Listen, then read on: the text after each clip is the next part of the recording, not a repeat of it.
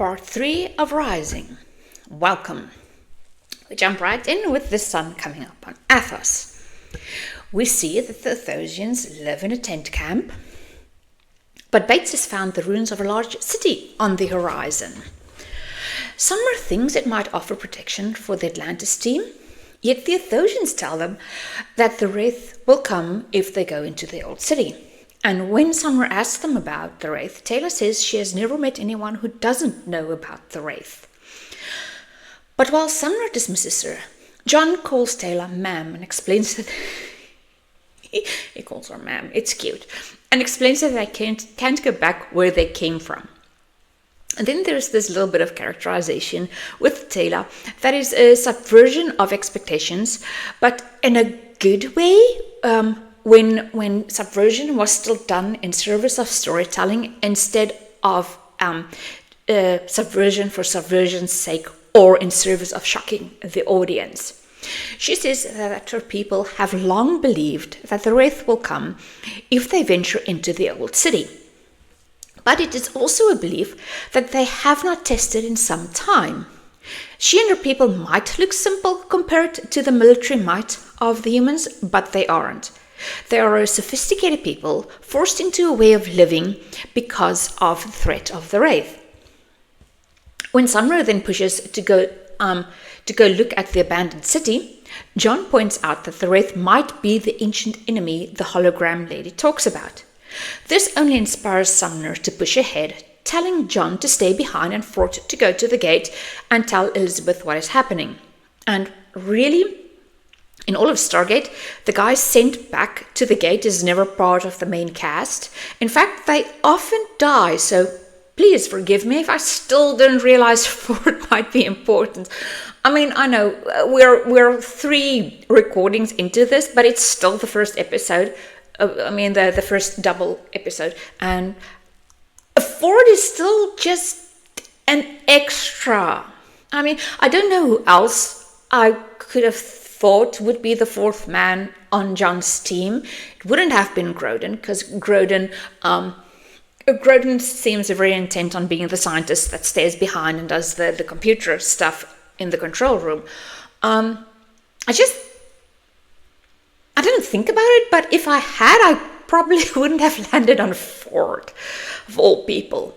Anyway, Taylor notes that Sumner looks through her as if she isn't there, but when John asks her if he's doing the same thing, she tells him no. And because the Atlanteans can't return home, the humans on Atlantis, she tells him there is something he should see and leads him through the forest. And I think we see this exact overturned tree several times in Atlantis. I mean, regardless of planet. It's kind of like that sandy beach in SG-1 that just also happens to be every desert planet the SG-1 encounters. Anyway, back on Atlantis, the situation is dire. I think I skipped... back on Atlantis, the situation is dire. The mere fact that there are people in the city is draining the last of the ZPM's power, and Rodney tells Elizabeth they should abandon it as soon as they can. Obviously, she isn't happy about the idea, and I like how even here, the character of Elizabeth is pretty much built. The character has built her entire world around Atlantis. We'll see more of that in later episodes, but I feel that her Rubicon has already been crossed and you cannot separate her from Atlantis anymore. And returning to Athos, Taylor leads John to an old building, or she calls it an old cave, but it's really just ruins. She also shows him that the Athosians have some pretty cool technology of their own.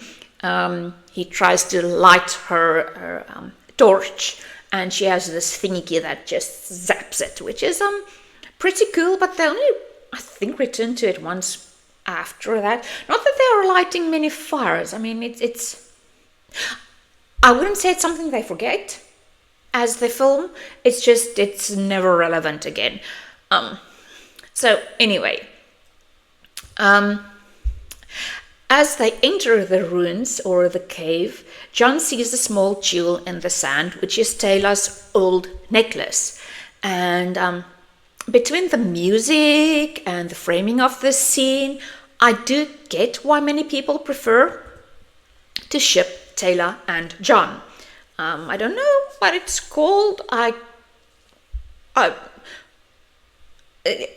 mean, yes, this is a fan fiction thing, but I don't know what John and Taylor are, their fan fiction name is. So anyway, from a story standpoint, this is what I mean when I say every scene is connected. And I don't mean the shipping. I mean the way there's this moment between them, but also the way John puts the necklace on her. And I mean, everything from John picking up the necklace to putting it on her.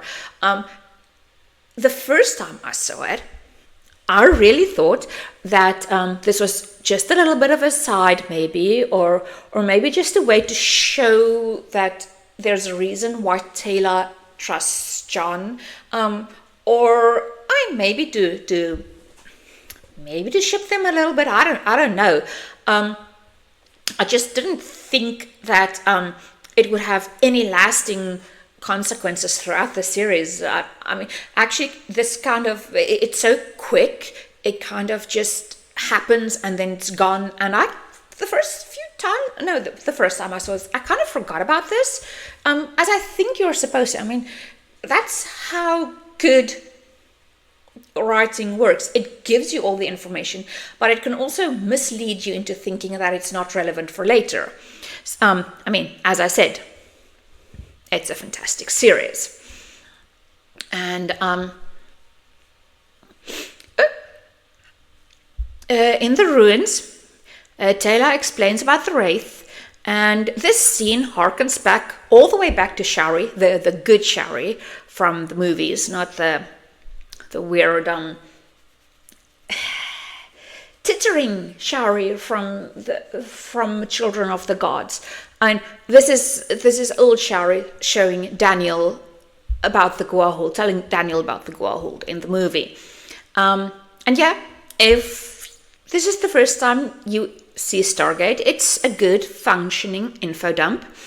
If you're like me and have seen the original movie way too many times, like a friend and I had the both of us had a bit of a crush on Daniel from the movies. He was our movie crush for a while.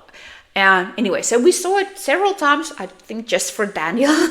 But anyway, this is a pretty good callback to that. And for the sake of the episode, but also the overarching hook of the entire series, Taylor tells John about how the Wraith slumber until the human population has grown large enough to be culled. She also mentions that some Athosians can sense the Wraith coming, a small thing that seems to pay off almost immediately in this episode, but we later learn is a central part of the series. And again, as I said, this is magnificent writing. Every little detail here everything here has a payoff later and later and later. It's all part of one big story. Nothing is unnecessary. This is neat, tight writing. That's a weird phrase, but it's one I've actually heard referring to writing like tight writing. Anyway, it's you need all of this information, and everything will have more than one payout. So this is really good. And then we go back to the gate on the planet, and we get our first glimpse of the Wraith darts. And yeah, they call them that because they're so pointy, you know. Yeah, they're so pointy. And of course, the Athosians are terrified. They know what's coming, and they start running. And while John and Taylor are on their way back, at this point they're still just walking back, we see that Taylor is one of the Athosians who can sense the Wraith coming, and they have to start running. She tells him the Wraith, and they have to move along. at the camp, we get to see that the Wraith can beam people up, and Holling is beamed away. We're also introduced to the ghosts that the Wraith can make you see, which I assume hints at why the Wraith are called that. And Taylor assures John it's only an image created by the Wraith. Their images created by the Wraith. And this hints at a psychic ability that the Wraith has. And at this point, I'm going to quickly make a detour about Stargate to Independence Day. You know, the 1996 movie, which is fantastic, whether you're watching the unedited or the theater release. Anyway, see, for those who still don't know, Independence Day was supposed to be a follow-up to the original Stargate movie. Actually, both Independence Day and 10,000 BC were supposed to be a trilogy of movies set in the Stargate universe. But by the time that they got their ducks in a row, the rights to Stargate, to the intellectual property, have been sold to MGM to make the series. But Roland Emmerich and Dean Devlin still had the original ideas bouncing around, and so they decided to still continue with the two movies, but change things up just enough to make it its own thing. Which, incidentally, the original reason why the aliens were coming to Earth in Independence Day wasn't to harvest the planet like locusts, but in revenge for Jack and Daniel killing Ra. Anyway, it's functional the way it's told, and but every now and then there are moments in Stargate, but I feel especially in the Stargate Atlantis pilot episode that kind of pays homage to the idea that this was supposed to be, or that Independence Day was supposed to be a Stargate movie. The Wraith hardly ever talks, and they share thoughts and images psychically, with a psychic link, the same way that the aliens from Independence Day, they don't have vocal cords at all, and it's suspected that they have a psychic link. So again, I might be overthinking this, but I think this might be some old thoughts that got reworked. Anyway, back at the camp, things are going pear-shaped, of course, and Bates is being pretty overwhelmed, and this is a really weird choice. I've said repeatedly, I don't know when, I can't tell exactly when something is a director's choice, a writer's choice, or the actor's choice. But although this really feels like a director's choice, I feel often when something is big enough to influence multiple characters, that's usually a director's choice or a writer's. But I feel that the director wanted Bates to look overwhelmed, and I think it's supposed to show us that Bates and the rest of the Atlanteans, the rest of the humans going to Atlantis, were very unprepared for what they found there. And yet this is kind of weird. Bates I think is a Marine. I think all the military personnel except John are Marines. Or that might just be a fan fiction thing. I don't quote me on that. Anyway, he's a soldier in the US military forces. And one of the reasons why soldiers go through basic training in the first place is to condition them to remain calm during contact, however that contact looks like. And also Bates would probably not have been chosen for this expedition if he hadn't already proven himself in battle. So to have him be overwhelmed, although it's a quick visual indicator, it's not necessary. I mean, you see the Thosians who have lived with this all their lives, how much they stress about this. You see the chaos, you see the explosions, you see the rest of them beaming away. we did not need Bates being so terrified he could not function. I mean, that's the point of doing army or doing basic training, as you are taught to remain calm under contact. It doesn't matter if it's the Russians shooting at you, or the Ukrainians shooting at you, or the Japanese shooting at you, or the Iranians shooting at you, or the Angolans shooting at you. It doesn't matter who's shooting at you. It's the same principle. You make sure you're out of cover. You remain calm. You make sure you're not out of cover. You're out of sight. You're covered. Actually, it's much simpler. You make sure you don't get killed while killing as many of the other people as possible, while not freaking out. There, I can be a military basic instructor. Anyway, they do manage to take down one of the darts, and I guess I can safely say this pilot episode has had a pretty solid budget. I mean, we've seen several sets by now, at least 4 complete sets, and the CGI is pretty cool, and in fact it still looks pretty visually pleasing, even though we know that CGI has moved on since then. And Sumner and Bates are beamed up, and so Stella. And then we get this fantastic scene with John, even though he isn't in the shot. At the gate, the DHD is lighting up. Ford, who had been monitoring the communications, he tells John that the remaining darts are headed that way. I mean, they're heading back to the gate.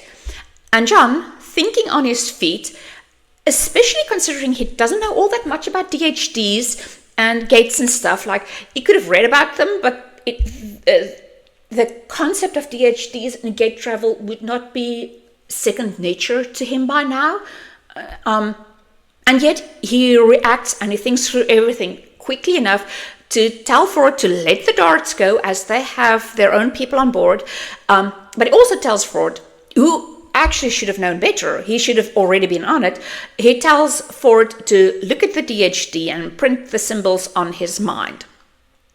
And back at the ruined camp, we get to see our first glimpse of the Wraith with this creepy, crawling, amputated hand. And honestly, the first time I watched this, I was wondering how it managed to go from sci-fi action all the way into horror, but yeah.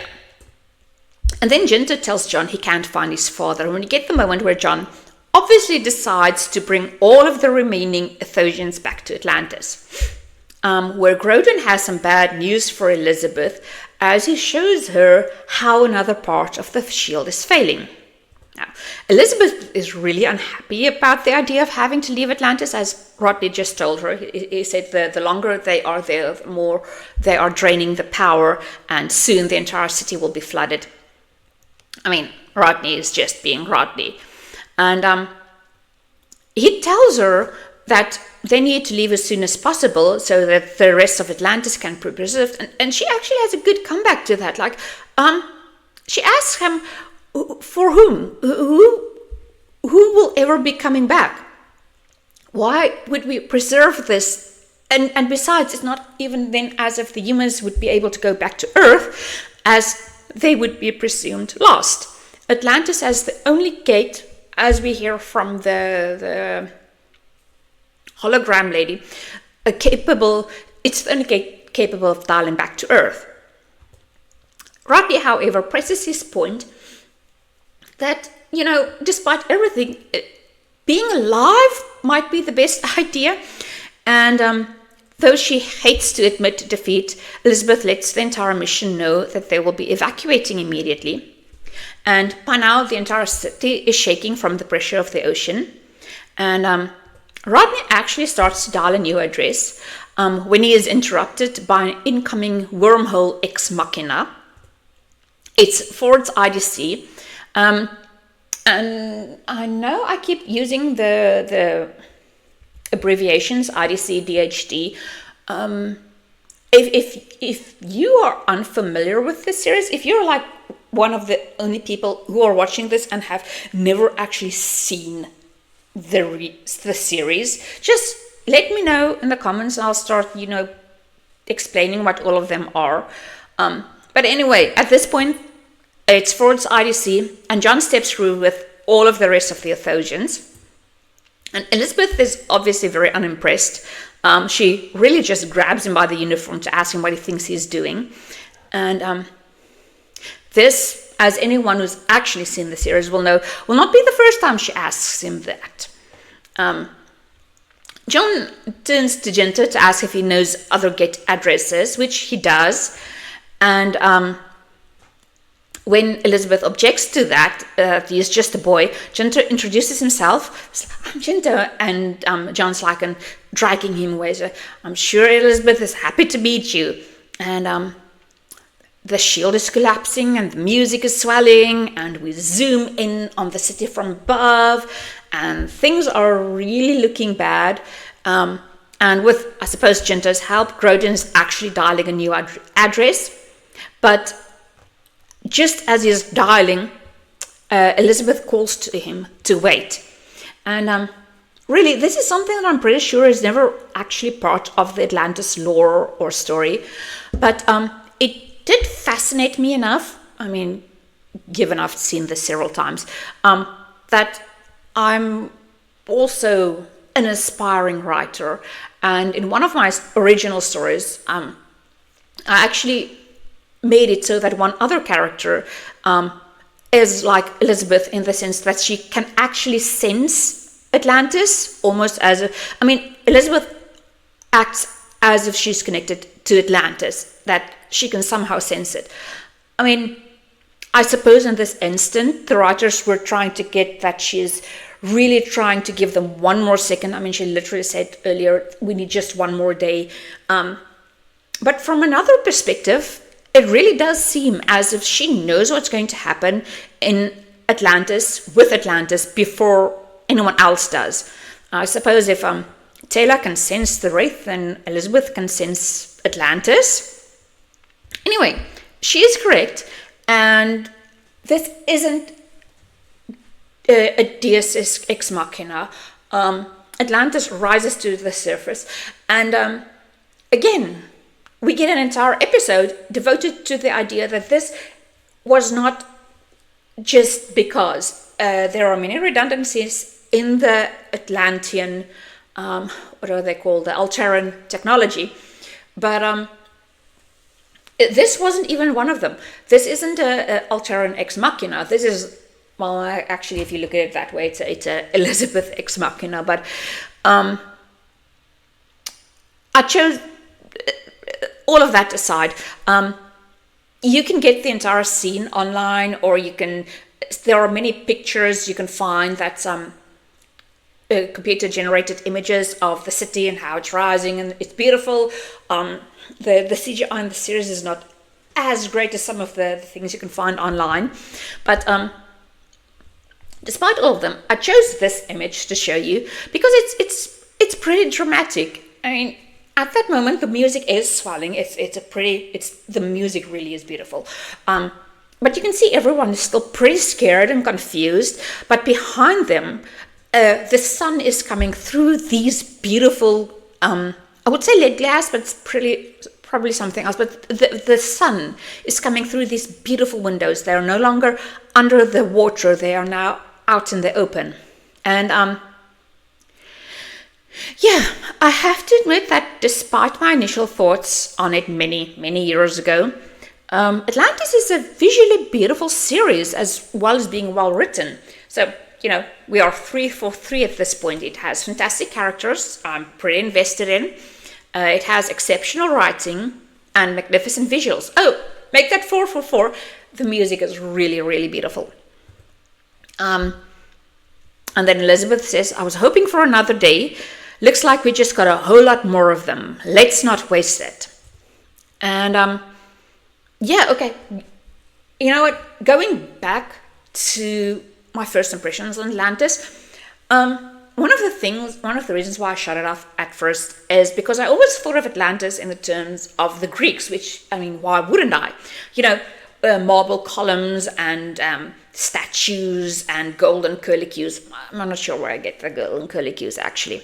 But this isn't it. Atlantis is a spaceship. It is functional. And it is also in keeping with the greater Stargate aesthetic. And,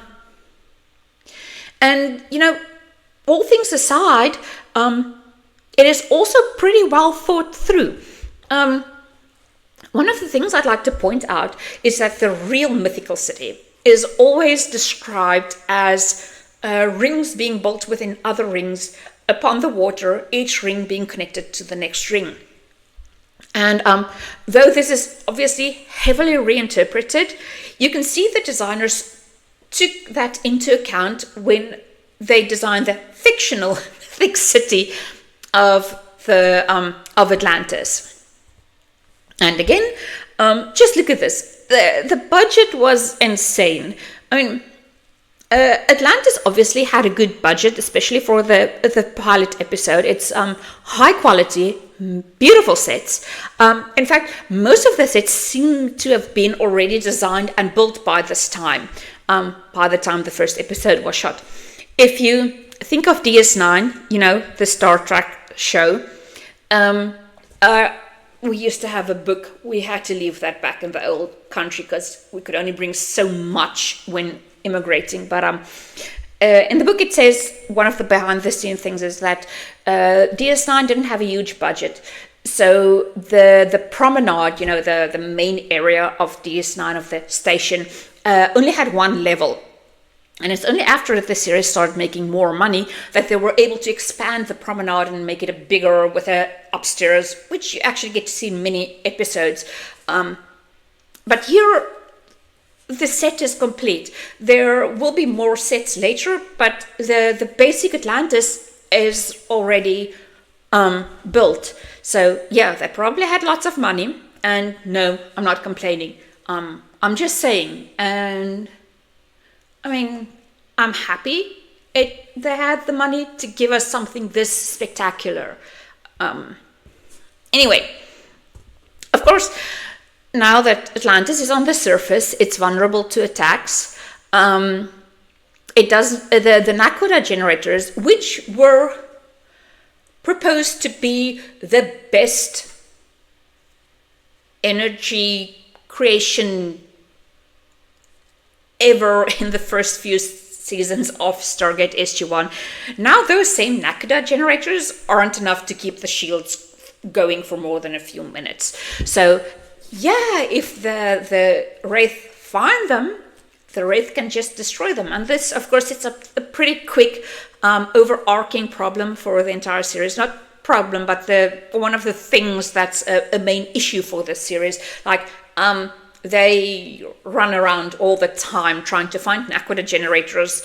No, not Nakoda. They try to find ZPMs while also trying not to get noticed and killed by the Wraith. Like, that's one of the big driving forces of the series.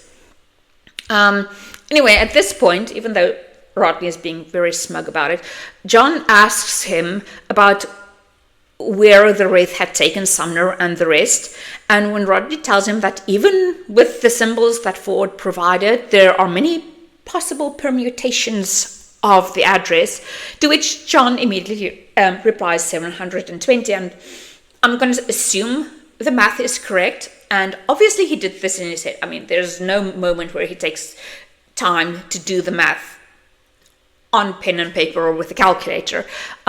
So we really do get to see that John is actually much smarter than we thought at first.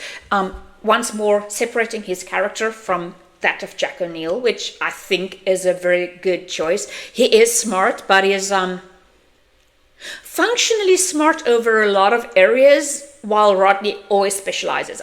So you do need both characters. I think these two characters work well off of one another. They balance one another out.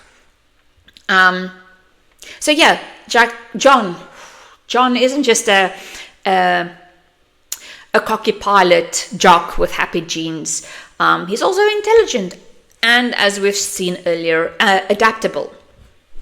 Of course, Elizabeth isn't happy about this conversation, and I know I keep on saying this in this recording, but this has been a tough day for her. She started out on top of the world, and within hours, everything she had worked for, everything she'd believed in, everything she thought the future would be is falling apart. So yeah, she's not happy about it, and she even calls John aside to have a private word. And this is where they discover the balcony. And I like how, even though they're about to have a very serious conversation, one that will impact the plot of the entire series, both characters take the time out from their concerns to give this new discovery the weight and awe it deserves. I mean, many movies these days feels like there are these things happening and people aren't really reacting to the stuff happening. But here they went through a doorway. Why they chose this doorway, I don't know. But at that moment, they discovered something really incredible, and they have other things they need to discuss. But they do take the time to show us the reaction of the characters. In fact, I want to mention this in regards to when Gento comes over to John and tells him that Holling is missing. Before Gento even says anything, both he and John get to look at the really weird crawling arm, and like, this is creepy, and the characters are reacting to that even though they also have other things to do, which is, at this point, this is probably the director, but I mean, anyway. And then, of course, John tells Elizabeth that he asks her if she's not going to allow him to go and get his people back. And this always reminds me of Parallax from Star Trek Voyager, when Chakotay floated the same phrase by Janeway. Of course, Janeway reacted by telling Chakotay that that's his problem. He still thinks of the Maquis as his people. Elizabeth, on the other hand, she reacts a little bit differently, and she tells him that she doesn't even know if these people are alive. He doesn't know if they're alive. Like, who knows if they're alive? All they've ever heard was that the Wraith kill people, and there is no proof that these people are alive, or that they will actually find the gate address. I mean, although John does say two valid things, two things that I will probably get back to much, much later, and by that I mean not in this episode, but at the end of the series. Anyway, he says, one, that you don't leave your people in the hands of the enemy, and two, the fact that Elizabeth is discussing it with him out there in private is that she knows this, that she knows you should not be leaving people in the hands of the enemy. And anyway, as he continues, she tells him to shut up. Like, really? Actually, she just tells him to shut up. I love it. But, you know, that aside, to add to John's assertion that she doesn't want anyone else to hear them, her earpiece is dangling on her shirt. I mean, that's a very small detail, a detail I missed several times, but as I was going through it now, frame by frame, doing all the visualizing and the thinking about it, I realized that she really did take out her little earpiece. This is a very good series. Every little detail was thought about. It's well thought out and well thought through. And John keeps hammering on it being the right thing to do, which it is, but Elizabeth counters by telling him she doesn't want to commit rash decisions. And this is an interesting turn for the conversation to take. As she points out, rash decisions were what got Earth in trouble with the Garhould originally. And she doesn't want to continue in the steps of rash decisions. But I feel it's a bit more, it's deeper than that. I think that it would have been easy at this point to push the character of Elizabeth into the background, and to let John and his way of taking control lead the series. To have her be a more passive character, she has fulfilled her function of taking the series and bringing it to the spin-off, and now John, who's going to be the lead, he can take over. And I suppose it might actually have been what everyone expected. It's not without precedent, as that's basically the respective roles of Jack and Hammond in SG-1. And yet, during this conversation, it does become clear that for the Atlantis mission to succeed, they need both Elizabeth's calmer approach and John's snap decision making. Between the two of them, they can stop Atlantis from falling into the same pitfalls that the SGC did. And also, it shows that if John can trust her, she will trust him. And did I mention she actually just told him to shut up? There are many people in this world I've just wanted to tell to shut up. Anyway. It's a very tough decision, but she then tells him, okay, I see your point, now see mine, which is something I've had to incorporate in my own life. And then she tells him that she's not going to send more good people to their deaths, including him. And it also always makes me smile that she actually sees the need to remind him that she also sees him as one of the good people. Anyway, she's not going to send any of the good people to their deaths unless she knows there is a remote chance for the rescue mission to work. And he listens to her. He's still gung-ho to go, but he can see her point. He's reinforcing the idea that he does respect her, which again, you know what, there's so much you can talk about this, but I feel John is a good character. He's a good character within a setting where he has to listen to, or he has to take orders from a woman, and it could have been so much worse. They could have made this a big thing about the sexes, and instead it's just 2 points of view clashing, and both can see each other's side. And of course, this will not be the last time these two clash about this, but it's a solid start. I really, really love that this is in a setting where these are just two people, both with their own area of speciality, and both have a valid point. And it kind of just happens that they are different sexes. Anyway, I've been talking way too long again. I'm really trying to keep these short, but I'm sorry. So